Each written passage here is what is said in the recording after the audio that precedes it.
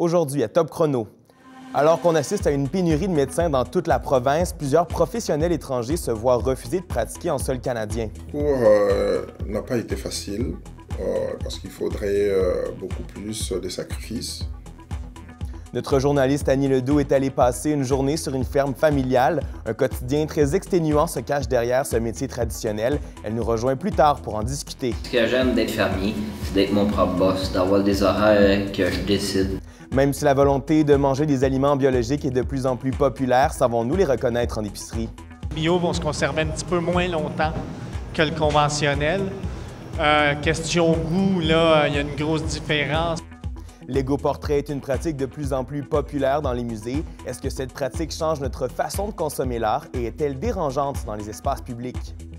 De façon générale, les gens vivent des expériences positives au musée, donc les retombées sur les réseaux sociaux sont excessivement positives. Et plus tard à l'émission, on reçoit Émilie Grandmont-Bérubé pour discuter de la 11e édition de la Foire Papier.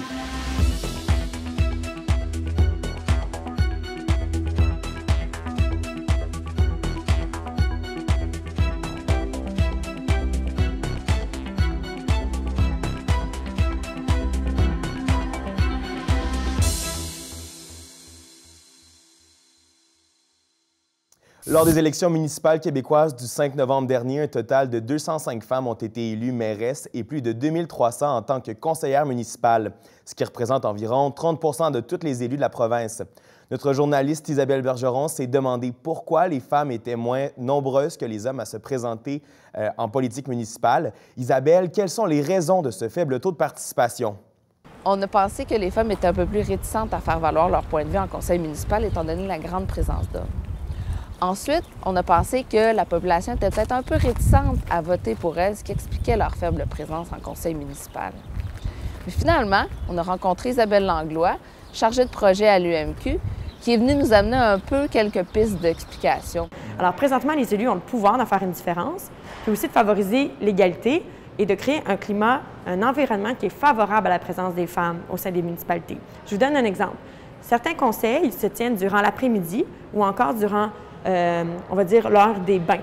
Alors, pour les jeunes parents, c'est difficile, d'y assister, mais même de prendre part au conseil en tant qu'élu. Lorsque vos conseils de ville se tiennent de, disons, 6h à 9h le soir. Alors, il y a moyen de changer les heures de conseil. L'UMQ croit qu'il faut favoriser l'engagement et la diversité au sein des conseils municipaux. Bien que les élections aient lieu dans 4 ans, Isabelle Langlois pense qu'il faut dès maintenant approcher des gens pour ces prochaines élections. Améliorer les conditions de travail aiderait non seulement les élus, mais serait aussi avantageux pour les citoyens qui désirent faire leur part. Alors que les femmes représentaient 28,8 des candidates à se présenter en politique municipale, elles étaient ensuite 29,9 des représentants élus, ce qui démontre que le nombre de candidates est proportionnel au nombre d'élus. C'était Isabelle Bergeron pour Top Chrono. Merci Isabelle. Du côté de l'actualité, aujourd'hui, 50 ans se sont écoulés depuis le décès de Martin Luther King. À plusieurs endroits aux États-Unis, on a honoré la mémoire de ce héros de la lutte pour les droits civiques, notamment à Memphis, où il a été assassiné le 4 avril 1968. Des milliers de personnes se sont retrouvées devant le motel Lorraine, où le pasteur a été la victime d'un ségrégationniste blanc. À travers les témoignages des gens présents, on sentait la peine, mais surtout la marque d'espoir que l'homme a laissée derrière lui. À 18h01, heure précise de son assassinat, toutes les églises américaines ont fait sonner leur cloche 39 fois pour les 39 ans qu'avait Martin Luther King au moment de sa mort. Après 3 ans de négociations avec Québec, des employés du gouvernement obtiennent une hausse salariale d'environ 10 %. Ce sont les 17 500 travailleurs du syndicat des professionnels du Québec qui auront droit à cette hausse sur 5 ans. Cette entente de principe conclue il y a 2 semaines offre des hausses variant selon la complexité de l'emploi. En contrepartie, le gouvernement met fin au boni de rendement des professionnels, en plus de retirer 2 jours de congé maladie par année. Facebook confirme que c'est plus de 87 millions d'utilisateurs dont les données ont été récupérées à leur insu pour Cambridge Analytica. Sur ce nombre, 0,7 % seraient des Canadiens. C'est via un questionnaire psychologique sur le réseau social en 2014 que la société britannique a pu constituer une base de données sur les utilisateurs. Elle a ensuite été engagée par l'équipe de campagne de Trump. Selon Justin Trudeau, le débat sur la rémunération des mères porteuses est incontournable alors qu'il s'agissait de la première fois que le premier ministre s'exprimait sur la question. Il a affirmé qu'il s'agit d'une réflexion que l'on doit avoir en tant que société. Cette déclaration fait suite à l'annonce d'un député libéral de la semaine dernière. Ce dernier annonçait qu'il avait l'intention de déposer un projet de loi qui rendrait légale la pratique de payer les femmes pour qu'elles portent les enfants des autres et qu'elles donnent des ovules. Une loi adoptée en 2004 interdit de rémunérer ces pratiques qui ne sont permises au Canada que lorsqu'elles sont gratuites. Les produits biologiques sont de plus en plus présents dans nos épiceries. Ces produits issus de l'agriculture biologique ne contiennent ni pesticides, ni OGM, ni hormones de croissance et encore moins d'antibiotiques. Amina est avec nous. Amina, est-il facile pour la population de les reconnaître en épicerie? Oui, au Canada, tous les produits qui portent la mention biologique sur leur étiquette sont réglementés par l'Agence canadienne d'inspection des aliments. Pour cela, tous les producteurs et entreprises doivent se conformer à la loi. On écoute un producteur. Bien, tous les produits bio doivent être étiquetés et le premier chiffre doit être un œuf dessus pour vous garantir que c'est bio. Donc, il y a une étape sur chaque produit normalement qui permet de voir là, que c'est bien biologique. 2017 est une année record pour les produits biologiques. Le bio fait désormais partie de l'ADN québécois. En effet, en une seule année, l'intérêt des produits biologiques a augmenté de 27 %, ce qui représente 2000 de plus d'entreprises détenant une certification biologique en 2016. Au Québec, les produits bio ont de plus en plus de place dans nos épiceries. Leur nombre dépasse les 9500. Quelle est la préférence des Québécois? Je suis allée leur poser la question. Shampoo, les choses pour les cheveux. Body cream. Usually bananas and tomatoes and whatever's on special. En définitive, le commerce des produits biologiques est un marché florissant qui n'est pas près de disparaître. Amina Semar pour Top Chrono. Après l'alimentation biologique, passons à l'alimentation locale. Les initiatives pour promouvoir les aliments d'ici fleurissent chez les entreprises canadiennes. On connaît déjà les marchés publics ainsi que les paniers de légumes hebdomadaires, mais il y a maintenant des services de livraison d'aliments locaux. Michel est avec nous pour en parler. Bonjour, Sonny. Bonjour. Oui. Comment ça fonctionne, ce service de livraison d'aliments locaux? Écoute, Sonny, le concept, c'est très simple. En fait, on s'abonne en ligne. C'est un abonnement hebdomadaire où on choisit les recettes directement sur le web. Et après ça, elles sont envoyées à la maison, chez nous directement. Après ça, c'est simple. Il suffit de déballer, suivre la recette et cuisiner. Mais c'est quoi les avantages pour le consommateur moyen de s'abonner, par exemple à Good Food? L'argument essentiel, c'est le temps. C'est qu'on n'a pas besoin d'aller à l'épicerie, pas d'aller-retour quand on revient du travail. Donc, c'est simple, c'est facile, on suit la recette et les instructions et boum, c'est fait. On écoute la cliente Sophie à ce sujet. Pouvoir juste me dire j'ai ma recette, juste à suivre les tâches et ça prend vraiment pas longtemps. Et ça, c'est une grande aide. Mais il y a sûrement des désavantages, j'imagine, quand même. Tout à fait. En fait, où le bas blesse, c'est du côté environnemental. Comme je l'ai mentionné, les ingrédients sont emballés, mais ils le sont individuellement, ce qui fait qu'il y a beaucoup d'emballage.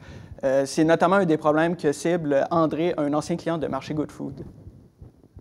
La raison principale pour laquelle j'ai arrêté, c'est vraiment au niveau écologique. Je trouve qu'ils utilisaient beaucoup trop d'emballage pour ce qu'il y avait à l'intérieur de la boîte.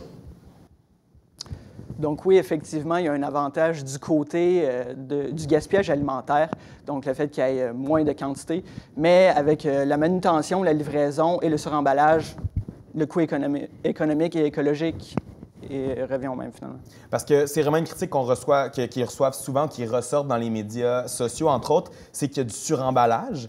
Du côté des marchés locaux, est-ce qu'il y a des choses qui sont faites pour pallier au suremballage? Tout à fait. En fait, ils n'ont pas le choix de suivre un peu la tendance des consommateurs qui sont de plus en plus écologiquement responsables. Donc, on va écouter le propriétaire du marché Robin à Verdun qui nous parle d'une des alternatives possibles. Les contenants compostables, c'est des gros frais que nous, on assume, mais je sais qu'il y a des places qui les chargent, mais on parle entre 35 et 75 cents s'ils prennent tous les ustensiles. Donc oui, des mesures coûteuses, mais qui reflètent le changement de paradigme chez la population et dans l'industrie de l'alimentation. Dans tous les cas, c'est sûr que c'est intéressant de pouvoir acheter localement. Merci, Michel. Restez avec nous plus tard dans l'émission. On s'intéresse aux professionnels de la santé étrangers qui se voient refuser de pratiquer en sol canadien. Annie Ledoux nous parle de son expérience sur une ferme familiale et Thomas Laberge vient nous parler de l'entrée de Vincent Marissal chez Québec solidaire. On va maintenant en politique québécoise avec notre analyste Thomas Laberge. Thomas, nous sommes à 7 mois des élections provinciales. Les partis ont déjà commencé à annoncer certains de leurs candidats. Et une candidature qui a fait beaucoup jaser cette semaine, c'est celle de Vincent Marissal.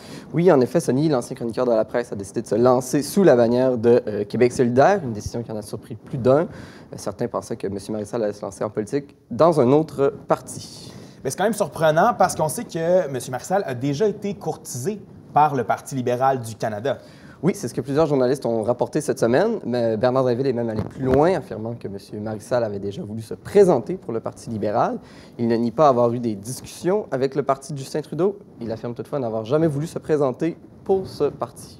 Dans tous les cas, c'est avec Québec solidaire qu'il fera les prochaines élections dans la circonscription de Rosemont. Il sera contre le leader du Parti québécois, Jean-François Lisée. Ce dernier a vivement réagi dans l'espace public à cette candidature.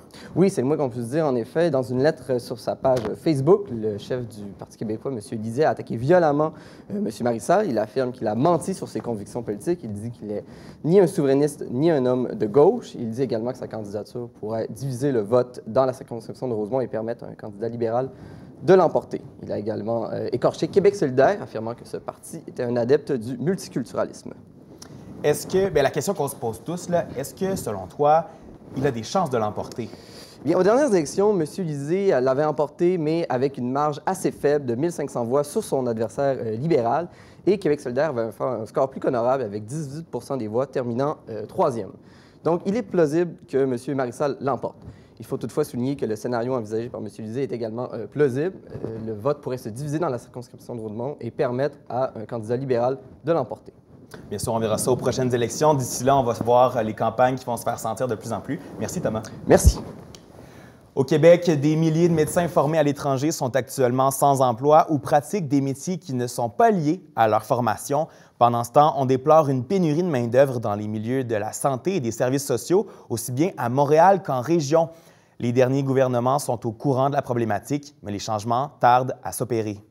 Au Québec, des milliers de médecins formés à l'étranger sont actuellement sans emploi ou pratiquent des métiers qui ne sont pas liés à leur formation. Pendant ce temps, on déplore une pénurie de main-d'œuvre dans le milieu de la santé et des services sociaux, aussi bien à Montréal qu'en région. Les gouvernements successifs à Québec ont été mis au parfum du problème, mais les changements tardent à s'opérer. Le docteur Maurice Bossambo est pédiatre à la clinique de médecine familiale et de pédiatrie Médélis. Il est arrivé au Québec en 2000 en provenance de la République démocratique du Congo, où il était médecin. J'ai exercé la médecine générale donc, en Afrique, chez nous au Congo, pendant une dizaine d'années. Après un parcours de combattant de 2 ans, le docteur Bossambo a fini par obtenir son permis de pratiquer au Québec. Le parcours n'a pas été facile. Parce qu'il faudrait beaucoup plus de sacrifices, de l'abnégation surtout aussi, et persévérer. Donc il faudrait persévérer pour aller jusqu'au bout. S'il peut s'estimer chanceux, le docteur Bossembo est bien conscient que la situation de la plupart des médecins étrangers reste difficile. Mais il y a certains médecins qui ont fait 7-10 ans qui ont eu de la difficulté à intégrer les systèmes. C'est le cas du docteur Magloire, arrivé au Québec avec sa famille à 4 ans. En attente d'un permis pour pouvoir pratiquer au Québec, le médecin d'origine gabonaise exerce le métier de coiffeur pour boucler ses fins de mois. Il n'a pas voulu parler devant la caméra car il a peur que cela puisse porter préjudice à sa candidature. J'ai travaillé pendant 10 ans comme médecin de famille en Afrique du Sud. Et puis, je suis venu ici au Canada, ça fait 4 ans que je suis là. J'ai fait mes équivalences, chose qui a été acceptée au Collège des médecins. Mais malheureusement, ce que je ne comprends pas, c'est que j'ai toujours été refusé. Comme société, il faut vraiment se poser la question parce qu'on vise une diversité de profils de personnes immigrantes qui contribuent à la société. On a un système de sélection d'immigration qui est magnifique parce que des gens de toute région du monde peuvent venir s'établir au Québec, au Canada. On a besoin d'eux, on a besoin de leurs compétences, de leurs talents. Ils sont sélectionnés pour ça. Mais une fois sur le marché du travail, on voit que pour certains groupes, c'est comme plus difficile de faire reconnaître leurs compétences. Spécialiste des questions liées à l'intégration des médecins diplômés à l'étranger, la professeure Marie-Jeanne Blais s'interroge sur les mécanismes d'intégration qui sembleraient privilégier les médecins provenant d'un espace géographique donné au détriment d'autres espaces géographiques. Il y a des données canadiennes qui montrent qu'un diplômé d'Océanie, du Commonwealth en général, donc que ce soit de l'Australie ou de l'Europe, qui applique en résidence, a 35% de chances d'être accepté, qui n'est pas énorme, mais quand même. Si on compare à une personne qui est diplômée d'Afrique, d'Asie, c'est autour de 15%. Alors, seulement là, on voit que certaines régions du monde ont plus de facilité que d'autres. Pourquoi? Les facultés de médecine québécoises sont depuis plusieurs années montrées du doigt pour les difficultés d'intégration des médecins étrangers. En 2010 puis en 2013, la Commission des droits de la personne affirmait dans un rapport que les facultés de médecine faisaient de la discrimination systémique à l'endroit des médecins venus d'ailleurs. Ce qui dérange, c'est qu'il y a des postes qui demeurent vacants, il y a des gens qui ont réussi les examens, qui ont postulé, puisqu'on peut dire oui, quelqu'un a réussi, n'a pas postulé. Mais non, les gens ont réussi, les gens ont postulé. Il y en a même certains qui ont été convoqués aux entrevues, mais qui n'ont pas été admis. Et les postes sont demeurés vacants pour autant. Alors c'est ça ce qui dérange et il n'y a aucune raison qui est avancée pour justifier leur non-admission. Le problème majeur avec les facultés de médecine, c'est les places laissées vacantes, parce qu'on a des besoins. Et là, je pense qu'il y a des devoirs qui n'ont pas été faits. Pourquoi laisser 60-80 places de résidence qui sont financées potentiellement et refuser 60 candidats diplômés à l'international qui ont réussi tous leurs examens? Alors, le problème, c'est vraiment les places laissées en suspens. Qu'est-ce que je peux dire de plus? Ça ne fait pas sens. Le docteur Magloire, lui, ne se décourage pas. J'espère qu'à la longue, ça va changer. C'est très frustrant. C'est pas facile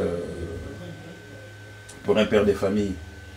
Mais comme on dit, tant qu'on vit, il faut toujours garder l'espoir. Donc je continue à garder l'espoir. Ici Patrick Mbeko pour Top Chrono. Avec nous en studio, on accueille notre journaliste Annie Ledoux qui est allée passer une journée sur une ferme. Bonjour Annie. Bonjour. Donc vous êtes allée là pour comprendre le quotidien de ces travailleurs. En effet, j'ai contacté une famille de producteurs laitiers que je connais, les Desmarais. Ils se sont montrés très généreux de leur temps. J'ai monté ce reportage, en fait, pour exposer l'horaire très chargé d'un fermier et l'impact que cela a sur sa vie de famille. Simon est la dernière génération des Desmarais qui travaille sur la ferme laitière.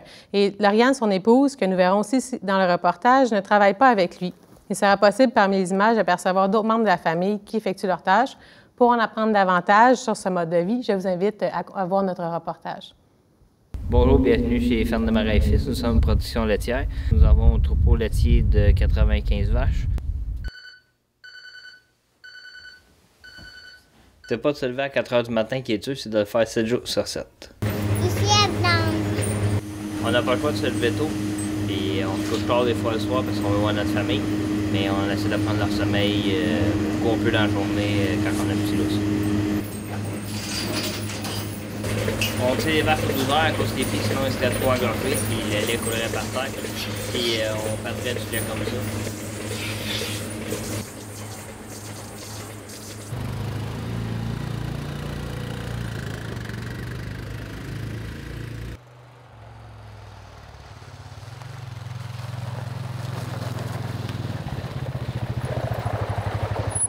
Malheureusement, pour la femme qui se marie à un agriculteur, la ferme ne se déplace pas. Fait que si elle décide de travailler un peu plus loin, mais c'est elle de faire de la route. Fait qu'il faut qu'elle s'adapte. Le fait d'avoir une ferme, puis avec les horaires que ça l'engendre, ça faisait partie un petit peu d'une décision que ça allait être moi qui allais voyager avec les enfants pour ce qui est de mon travail.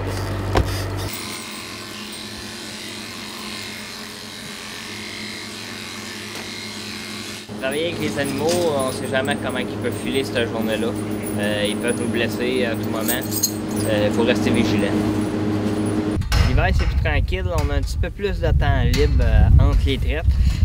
Ça nous permet de faire des réparations, surtout sur de la machinerie. L'été, on est beaucoup plus occupé. C'est nos temps de récolte, puis des semences, puis du foin. Lorsqu'on travaille dans une ferme familiale, on prend ce qu'on a besoin pour vivre, et le reste, on le laisse dans la ferme pour pouvoir réinvestir au niveau de l'entreprise. Ça, c'est des choix personnels. Amener les enfants sur une ferme, ça nous permet de transmettre nos valeurs et de montrer notre passion pour ce métier-là. Le matin, il va travailler avec papa, et l'après-midi, il va travailler avec les conseils. Ce que je trouve intéressant d'avoir la ferme en arrière de la maison, c'est que tu côtoies des animaux, des plus petits aux plus gros, puis ça c'est le fun. Puis ça leur apprend aussi la capacité d'avoir un petit travail, puis d'avoir du plaisir. Je pense que ça prend toujours quelqu'un qui est quand même indépendant. Je l'attends pas à la maison, là. Je fais mes choses, puis je suis compréhensive là, quand il y a quelque chose qui brise. Vu qu'on est une ferme familiale, on peut s'échanger des heures. Par exemple, on a des soupers, des fêtes.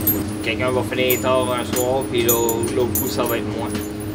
Bien, c'est sûr qu'on a un entourage qui est vraiment présent aussi pour nous aider. Clairement, pour certains moments, j'ai besoin de plus de ma mère, qui est beaucoup présente, de sa mère aussi, qui nous aide avec les enfants. C'est sûr qu'il faut être bien entouré aussi, là, sinon c'est plus difficile. J'ai pas l'impression de manquer de temps libre. Moi, ça a tout été dans ma vie. Faut que ça bouge. Je suis une personnalité, il faut que ça bouge. Rester sur le divan à rien faire pendant 3-4 heures, c'est pas ma personnalité. Quand je suis là, je suis là. Je vais donner mon 100%, que ça soit avec les enfants, que ça soit avec ma blonde. Et la plupart du temps, j'essaie d'être présent. Puis, vu mon manque de temps, c'est comme pour compenser dans un sens. On fait quand même quelques sorties en amoureux, des restos, on est allé dans le sud, une petite fin de semaine ici avec des amis, sans les enfants. C'est sûr que la vie avec une ferme, ben ça apporte quand même plusieurs choses positives. Quand je pense aux valeurs qu'on inculte aux enfants, bon, la famille, ben, on est tissé serré parce qu'on est en arrière. Le fait aussi que c'est un travail familial, de mettre la main à la pâte quand c'est plus difficile. Même les enfants sont rendus à un âge qui veulent aider à leur façon. Ça emmène plein de choses aussi. Ce que j'aime d'être fermier, c'est d'être mon propre boss, d'avoir des horaires que je décide. Je viens manger le midi des fois, puis mes enfants sont là, on mange ensemble. Ils peuvent venir faire un tour tracteur. C'est mon lieu de travail, ils peuvent venir me voir. Et je suis capable de prendre un peu de temps puis de pouvoir consolider travail, famille et amis. Je pense que quand tu fais ce choix-là de sortir avec un agriculteur, ben c'est une job 24 heures sur 24, 7 jours sur 7. Si ça brise, ça brise. Si c'est le temps des foins, c'est pas demain, c'est là. Faut s'adapter à ça. Annie, 24 heures sur 24, 7 jours sur 7. C'est assez exigeant. Vous êtes resté combien de temps, vous, sur la ferme pour tourner le reportage? Vous avez raison, ce métier exige de longues heures de travail. Pour enregistrer toutes les tâches de leur routine quotidienne, il a fallu que je suive cette famille de 4 heures du matin à 22h30 le soir. Pour m'assurer de la qualité des images, mais aussi des entrevues, j'ai coupé cet horaire en deux journées de tournage. Puis, il disait, là, eux, ils travaillent tous les jours. Est-ce qu'ils ont une idée? Quel futur est-ce qu'ils voient pour leur entreprise? Parce qu'ils ne seront pas toujours là pour s'en occuper. Les parents de Simon possèdent la ferme depuis plusieurs années. Ils ont acheté en fait en 1998 du côté paternel. Et Simon, dans le fond, n'a pas encore la ferme. Lorsque son père prendra sa retraite, il va lui vendre la ferme, mais il possédera déjà des parts par rapport au fait qu'il ne reçoit pas un gros salaire. Donc, pour le moment, ce n'est pas lui qui possède la ferme, mais bien sûr, comme tout fermier québécois, il espère que l'un ou plusieurs de ses enfants reprendra la ferme avec cette grande passion du travail des manuels. Donc, vraiment, c'est passé de génération en génération. Vous êtes là, donc, 2 jours complets pour faire le topo. Est-ce qu'il y a quelque chose qui vous a surpris le plus sur le travail à la ferme? J'ai vraiment été surprise du nombre d'heures quotidiennes qu'il faut passer à travailler, soit environ 15 heures et même plus. Si on soustrait, bien sûr, la seule heure où il peut aller se reposer, qui en profite parfois même pour reprendre du sommeil au lieu d'en profiter pour relaxer seulement. En plus, puisque nous étions l'hiver, l'agriculture n'était pas encore d'actualité. Il n'était pas dans les champs. Donc, ça ajoute beaucoup d'heures et beaucoup de stress durant l'été d'avoir en plus l'agriculture à faire, surtout lors des semences au printemps et des récoltes à l'automne. personnes.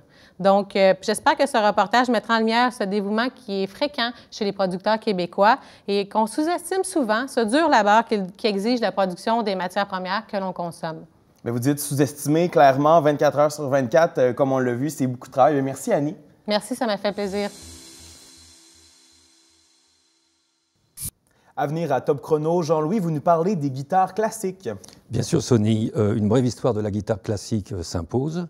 La professeure Isabelle Héroux nous entretiendra sur le prix des guitares par rapport au son. Spéculation, me direz-vous? Peut-être. Et puis oui, les luthiers jouent la guitare. En ce qui concerne son entretien, eh bien, il est impératif. Bien, merci Jean-Louis, c'est à suivre à Top Chrono. On accueille sur le plateau Émilie Grandmont-Bérubé, propriétaire et directrice générale de la Galerie 3 Points depuis 2009, par le passé présidente du conseil d'administration de l'Association des galéristes d'art contemporain de 2013 à 2017. Bonjour Émilie. Bonjour. Vous êtes avec nous pour nous parler de la foire papier qui commence du 19 au 22 avril. Qu'est-ce que c'est la foire papier, là, en général? Bien, la foire papier, en fait, c'est une foire d'œuvres d'art. Fait que c'est une quarantaine de galeries de partout au Canada qui se réunissent et qui vendent des œuvres. Donc, toutes les œuvres qu'on voit, elles sont à vendre. Puis la particularité pardon, de la foire papier, c'est que c'est vraiment des œuvres qui sont uniquement sur papier. Ouais. Fait qu'on touche autant à la photo, au dessin, à l'estampe, à la sculpture parfois. Il y a vraiment plein de possibilités autour de ce médium-là. C'est drôle parce que quand moi je regardais qu'est-ce qu'était l'événement, j'avais l'impression que c'était limitatif qu'on prenne que du papier, mais ça n'a pas l'air d'être le cas quand je vous écoute parler. Bien, c'est une niche, en fait. Puis c'est aussi de voir comment ce médium-là peut être exploré. Puis là, on s'entend, c'est la 11e édition. Ouais. C'est vraiment attendu, autant par les collectionneurs, les amateurs ou les curieux qui découvrent l'art contemporain, que par les artistes qui réfléchissent aussi aux œuvres qu'ils font en fonction de la foire papier. Justement, comment ça fonctionne, la sélection des artistes? Est-ce qu'eux, maintenant que ça fait la 11e édition, est-ce qu'ils se préparent pour la foire ou vous allez prendre des œuvres un peu à droite, à gauche? Bien, tout dépend. C'est vraiment chaque galerie va décider quels artistes elle va amener à la foire. Puis c'est sûr qu'il y a des pratiques qui vont mieux s'intégrer à la foire papier que d'autres. Puis après ça, on choisit parmi les artistes qu'on représente. À travers les années, est-ce qu'il y a des thématiques par année qui se retrouvent ou c'est vraiment éclaté? C'est vraiment... Bien, c'est comme dans l'art actuel en général. Tu sais, on va de partout, de plein de sortes de pratiques puis de démarches qui sont différentes. Puis c'est ça qui est le fun de la foire, c'est d'avoir en un seul lieu une si grande diversité de propositions. Vous me direz si je me trompe, j'ai l'impression qu'une des missions de la foire papier, c'est un peu de démocratiser l'art. Pensez-vous que c'est encore un combat ici au Québec de démocratiser l'art? Bien, ça, moi, j'aime mieux dire rendre plus accessible, parce qu'il y a quelque chose comme démocratiser, je trouve qu'il y a une connotation un peu plate. Ouais. Mais l'idée de rendre l'art accessible, puis oui, c'est super d'actualité, parce qu'on a encore un peu l'idée, l'impression que c'est délicat d'aller dans les galeries. Ah, ça, c'est pas pour nous. Tu sais, si j'ai pas de maîtrise en histoire de l'art, je comprendrais pas ce qui va se passer là. Alors que c'est vraiment pas vrai. Puis l'idée de la foire papier, c'est de donner, de décomplexer un peu tout ça, puis de donner accès en un seul lieu à 40 galeries en même temps, ce qui fait que c'est un peu moins intimidant. Puis l'idée, c'est vraiment de pouvoir découvrir. Mais est-ce que les Québécois consomment assez d'art? Assez, non. Non? Non, c'est toujours à améliorer. En fait, je pense c'est une question importante. Notre rapport à la consommation, comment on consomme notre culture, comment on consomme, entre autres, l'art visuel, c'est quelque chose qui fait pas fondamentalement partie de notre culture puis de notre façon de fonctionner. Donc ici, on est pire qu'ailleurs. On est vraiment pire qu'ailleurs. Ah ouais, OK. Historiquement, c'est collectionner l'art, c'est quelque chose qui s'adresse à une élite. Puis au Québec, on n'est pas super à l'aise avec ça encore. Mais vraiment, je le vois avec les nouvelles générations qu'il y a quelque chose qui change. Il y a vraiment un intérêt pour l'art, puis on se sent plus accessible. En fait, c'est comme si ça nous parlait plus, il y a moins de barrières à l'entrée, je dirais. Puis je vais profiter de votre présence parce que vous allez aussi participer à Foire Papier. Vous allez animer une discussion sur la place des femmes en art. Donc, j'imagine que si on en discute, c'est parce qu'il y a une place à prendre. Définitivement. Puis c'est vraiment un sujet qui, moi, me tient particulièrement à cœur. L'idée de discuter ouvertement de ces questions-là, parce qu'on en parle dans différents milieux très fréquemment, dans les milieux des affaires, les questions des quotas, des femmes qui siègent sur les conseils d'administration et toutes ces questions-là, ça se reflète dans le milieu de l'art aussi complètement. Là. Si on regarde le nombre, depuis le milieu des années 80, il y a une parité entre les hommes et les femmes dans les grandes écoles d'art, puis ça fait 30 ans, là. Et ça ne se reflète pas du tout dans les femmes qui sont représentées dans des galeries, les expositions muséales, les acquisitions des musées. Si on regarde je prends le Musée d'art contemporain de Montréal ou le Musée des beaux-arts, il y a à peu près 30 de leur collection qui sont d'œuvres créées par des femmes. Fait qu'il y a vraiment une place à prendre à ce niveau-là qui est super importante. Puis vous êtes galériste depuis 2009 à la galerie 3 Points. Oui. C'est ça. Est-ce que du côté d'être propriétaire d'une galerie, c'est une exception? Est-ce qu'on voit beaucoup de femmes? Ou? C'est super intéressant comme question parce que il y a... Quand j'ai commencé, spontanément, moi, j'avais vraiment... C'était un milieu d'hommes, puis on s'entend que j'étais la plus jeune de mon milieu, là. Puis je me retrouvais à avoir comme collègues des hommes, essentiellement, qui avaient 2 fois mon âge. Puis quand j'ai commencé à chercher, c'est sûr qu'il y a toujours plus d'hommes galeristes ou propriétaires de galeries, mais il y a plusieurs femmes. Dans l'histoire des galeries de Montréal, les premières galeries vraiment audacieuses étaient beaucoup, beaucoup tenues par des femmes. Bien, merci, Émilie. Bien sûr, pour prendre la discussion, on va pouvoir assister à Foire Papier. Merci d'avoir été avec nous. Vous pouvez assister à cette 11e édition de Papier du 19 au 22 avril à l'Arsenal. Les billets d'entrée sont en vente au coût de 10 $ et on vous invite justement à vous les procurer sur leur site web papiermontréal.com. On peut également aller admirer Natural Jester d'Anne-Renée Hott à la Galerie 3 Points jusqu'au 21 avril. De retour à l'actualité, un spectaculaire accident est survenu sur l'autoroute 40 à Repentigny. Un camion-remorque dont la benne était relevée a percuté une passerelle piétonnière enjambant les voies rapides. Le véhicule circulait à pleine vitesse en direction est lorsqu'il est rentré de plein fouet dans la structure. La force de l'impact a projeté plusieurs débris sur la chaussée, forçant la fermeture des voies rapides dans les 2 directions. Heureusement, personne n'a été blessé à cause de l'incident. C'est vraisemblablement l'heure de la prison pour l'ex-président brésilien Luiz Inácio Lula da Silva. Candidat vedette à l'élection présidentielle à venir au Brésil, Lula a vu sa demande d'habeas corpus rejetée par la Cour suprême du pays. L'homme politique espérait ainsi repousser son emprisonnement au moment où il aurait épuisé tous les recours légaux à sa disposition. L'homme de 72 ans conteste toujours sa condamnation en 2017 de 12 ans de pénitencier pour corruption alors qu'il était à la tête de l'État de 2003 à 2011. Il aurait alors accepté des pots de vin en échange de contrats publics. Devenu les Franco, le rendez-vous estival de la métropole célèbre ses 30 ans. En cette année d'anniversaire, l'objectif est double pour Laurent Saunier en charge de la programmation, revenir sur le passé du festival sans perdre de vue l'avenir.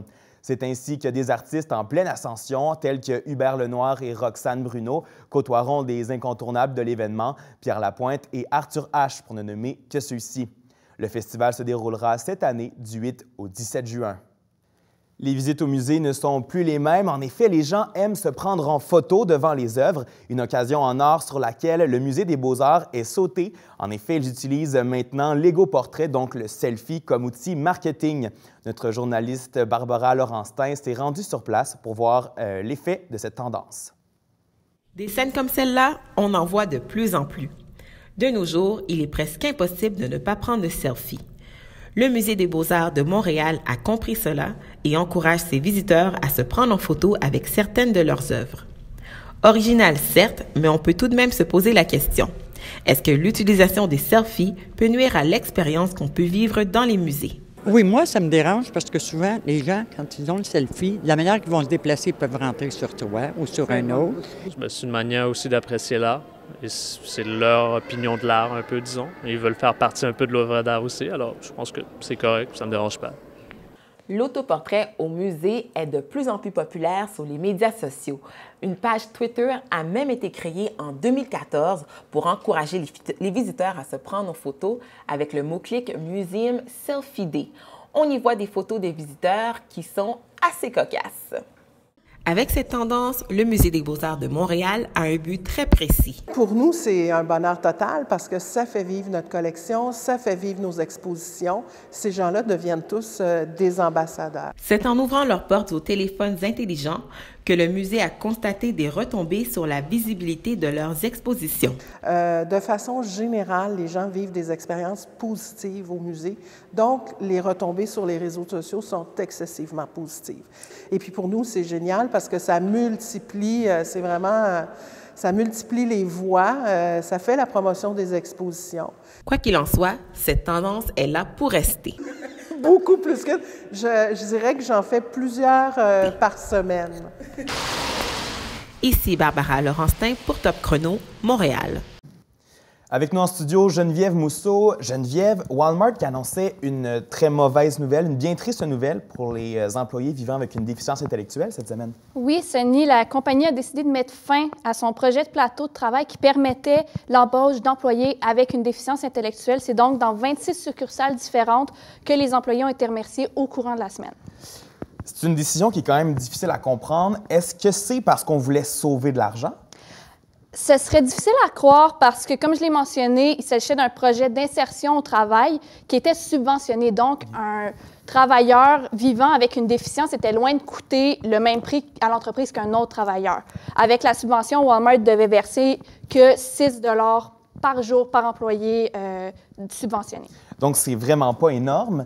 Quand ils ont fait l'annonce, bien sûr, ça a suscité énormément de réactions dans les médias, mais aussi à travers le public, dans les médias sociaux. Il faut le rappeler d'abord que lors de l'annonce, la raison du changement n'était pas très claire. L'entreprise a simplement laissé savoir par communiqué qu'il s'agissait d'une décision difficile, mais elle n'a pas expliqué pourquoi la décision a été prise. La nouvelle a ensuite été reprise dans plusieurs médias et a donné la parole à ses employés. C'est justement ce qui est intéressant dans la foulée de cet événement. On a enfin donné la parole à ces gens dans l'espace médiatique et le public a pu se familiariser avec la déficience intellectuelle. Donc là, vous dites que malgré que ce soit un événement triste, il y a quand même du positif qui est ressorti. D'une certaine façon, oui. C'est pas grâce à Walmart, mais de façon collatérale, on a mis la lumière sur une partie de la population qui est souvent oubliée. Encore à ce jour, il y a beaucoup de personnes qui ont de la difficulté à comprendre les termes et les conditions différentes. Beaucoup font un amalgame entre les déficiences, les troubles du spectre de l'autisme et la santé mentale, alors qu'il s'agit de choses bien différentes. De plus, on a pu voir un élan de solidarité du public. Bien, merci Geneviève. Comme quoi, parfois, une triste histoire peut quand même avoir engendré un peu de positif. Bien sûr, nous, on va suivre le dossier Walmart pour d'éventuels développements. Merci. Notre journaliste Jean-Louis Aubu était avec nous plus tôt à l'émission pour nous parler de guitare. Eh bien, il a préparé un reportage complet sur celle-ci. Est-ce qu'il est vrai de dire que plus une guitare est chère, meilleur en est le son? C'est ce qu'on va voir. Le célèbre luthier Antonio Stradivari a fabriqué les premières guitares nommées Stradivarius. Il en reste d'ailleurs 6 aux 4 coins du monde. Et c'est Antonio de Torres, un luthier espagnol, qui inventa la première guitare moderne. Les plus prestigieux instruments comme les guitares Stradivarius ou encore les guitares Godin du Québec et les guitares à moindre prix sont fabriquées avec différents bois. Les bois qui sont utilisés pour la guitare, la table d'harmonie, c'est en général soit du cèdre, soit de l'épicéa. On peut voir aussi un peu d'érable ondé, mais c'est assez rare. Pour ce qui est des éclisses et du dos, on parle de bois de rose brésilien, bois de rose indien, qui est maintenant une espèce menacée. C'est difficile de s'en procurer, mais les luthiers, en général, ont un bon stock de bois de rose. Le manche, souvent constitué d'acajou ou de bois de rose, et sur la touche, on parle d'ébène. Pour les guitares de Grand Prix, dans cette catégorie de guitares, il y a beaucoup de spéculation, il y a aussi beaucoup une question de goût. Donc, un type de guitare qui est très à la mode peut être en fait très cher. Je pense à certaines guitares européennes qui sont d'ailleurs plus chères que les guitares canadiennes ou les guitares québécoises et qui sont, bon, peut-être dans l'ordre des 20 000, 30 000 $. Au Québec, on peut payer une guitare 10 000 jusqu'à 10 000 $, 12 000 $. Je ne peux pas dire que c'est le prix qui fait que la guitare est meilleure, mais il y a une certaine popularité, peut-être un certain engouement pour un modèle.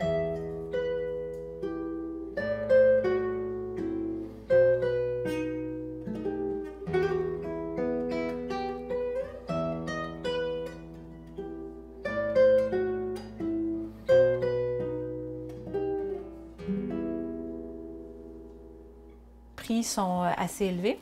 Peut-être aussi à cause des marchands de guitares qui vont chercher ce qu'on a moins ici. Ici, on achète beaucoup directement des luthiers.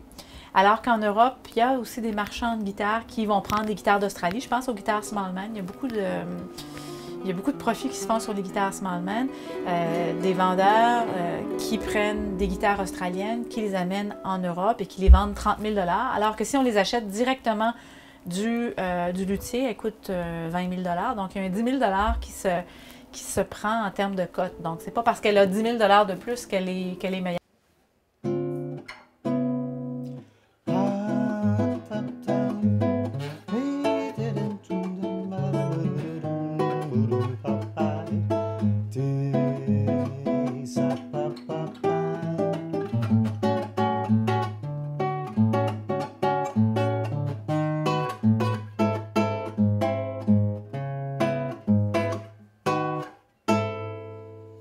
Mais encore faut-il en prendre soin.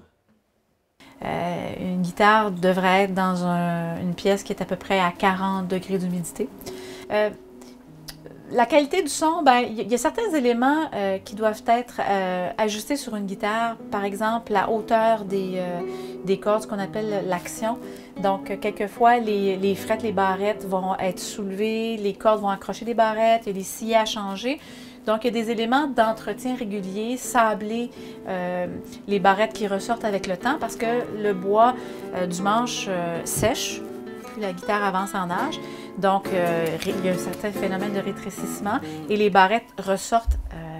Et donc, il faut les sabler parce que les barrettes deviennent un peu trop grosses. Donc, c'est des petits détails comme ça qui vont aider à la qualité du son.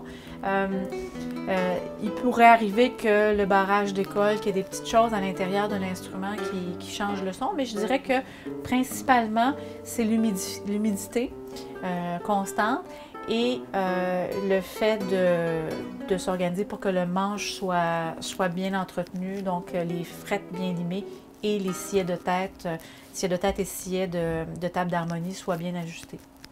Le temps s'enfuit.